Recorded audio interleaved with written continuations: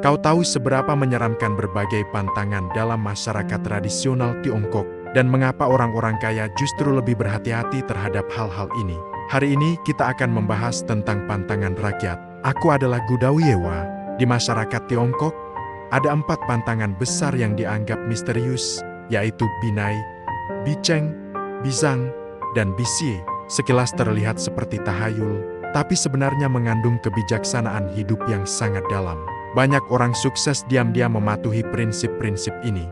Binai, jangan terlalu cepat mengakui diri sendiri. Binai berarti jangan terlalu cepat merasa puas atau menganggap diri sudah menang. Ada pepatah lama, sebelum hasilnya jelas, jangan buru-buru merayakan kemenangan. Contohnya bisa kita lihat pada final Liga Champions 2005, saat AC Milan sudah unggul 3-0 di babak pertama.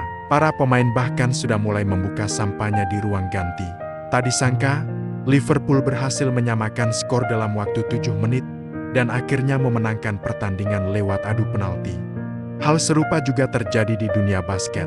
Ketika wartawan bertanya kepada Michael Jordan apakah ia siap merayakan kemenangan, ia hanya menjawab dengan tenang, "Pekerjaan belum selesai, sekarang belum waktunya merayakan." Sikap hati-hati seperti inilah yang membuatnya menjadi legenda. Dalam kehidupan sehari-hari juga begitu, ada yang belum ujian sudah menyombongkan diri, akhirnya gagal. Ada yang proyeknya belum rampung sudah pamer sana-sini, akhirnya berantakan. Ingatlah, kemenangan sejati baru dihitung setelah langkah terakhir benar-benar selesai. Biceng, jangan mengutuk atau mengucap kata sial pada diri sendiri. Ini sama dengan yang disebut orang tua zaman dulu. Jangan bicara sembarangan, nanti jadi doa. Intinya, ucapkan hal-hal yang baik dan hindari kata-kata negatif. Orang Tionghoa percaya pada kekuatan Yan Ling, roh dari ucapan. Kata yang sering diucapkan, baik atau buruk, perlahan-lahan akan membentuk kenyataan hidupmu. Dalam budaya tradisional disebut kata bisa jadi kenyataan. Dalam psikologi modern disebut hukum Murphy atau sugesti diri. Apapun istilahnya, intinya sama, kata-kata memiliki kekuatan nyata. Misalnya, ada seorang motovlogger yang pernah menulis, ingin tidur abadi di laut, tak lama kemudian ia benar-benar tenggelam dan meninggal. Ada juga influencer pendaki gunung yang bercanda tentang terpaan angin di pegunungan, dan akhirnya hilang di gunung. Bahkan Hao, seorang pembuat konten terkenal, meninggal karena kanker di dahinya bahkan bertatau mata langit. Jadi ingat, lebih baik percaya dan berhati-hati, jaga ucapan dan miliki rasa hormat serta kewaspadaan terhadap hidup. Bizang, jangan terobsesi dengan angka bulat. Banyak orang suka mengejar angka bulat. Harus punya 1 juta baru puas, harus untung 1000 poin baru dianggap berhasil. Padahal, dapat 900.000 atau 900 poin pun sudah luar biasa. Tapi karena ngotot mengejar angka sempurna, malah sering gagal total di langkah terakhir. Contohnya, ada seorang influencer besar dengan 9 juta pengikut, ingin sekali menembus angka 10 juta. Akhirnya ia membuat konten promosi saham demi menarik perhatian. Pengikut memang bertambah jadi 10 juta, tapi akunnya justru diblokir permanen. Artinya, dalam bisnis atau investasi, kita harus belajar melepaskan obsesi pada kesempurnaan angka. Air yang terlalu penuh akan meluap, bulan yang terlalu bulat akan mulai berkurang. Semakin sempurna citra seseorang, semakin mudah runtuh.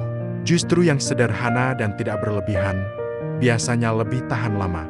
Bise, jangan keras kepala, tahu kapan harus mundur. Ini bukan berarti menyerah pada kesulitan, melainkan tahu kapan harus berhenti dan mengalihkan tenaga ke hal lain yang lebih mungkin berhasil. Kalau satu usaha sudah berkali-kali gagal, mungkin memang bukan jalannya. Kalau satu toko sudah beberapa kali berganti pemilik tapi tetap tutup, mungkin lokasi itu memang tidak cocok untuk bisnis. Kalau seseorang sudah menolakmu berkali-kali, mungkin saatnya melepaskan dan move on. Kita sering diajari untuk menghadapi kesulitan dengan berani, tapi dalam kenyataannya, tak semua orang bisa seperti pahlawan legendaris Wushu yang selamat dari harimau di Gunung Jinyang. Kebanyakan orang malah jadi korban. Jadi, dari sudut pandang probabilitas, lebih bijak memilih pertempuran yang peluang menangnya lebih besar. Dalam seni perang Sun Tzu juga disebut, gunakan cara yang wajar untuk bertahan, dan cara yang cerdik untuk menang. Mulailah dari hal-hal yang punya kemungkinan besar berhasil, jangan gegabah mengejar hal yang hampir mustahil. Kesimpulan keempat, pantangan ini sebenarnya mengajarkan satu hal, menjaga keseimbangan dan tidak ekstrem. Jangan terlalu percaya diri, tapi juga jangan merendahkan diri. Jangan terlalu cepat gembira, tapi juga jangan putus asa. Yang penting adalah tahu kapan maju, kapan berhenti, kapan diam, dan kapan berbicara. Kalau bisa menguasai keseimbangan ini, kita bisa melangkah lebih stabil dan lebih jauh dalam perjalanan hidup.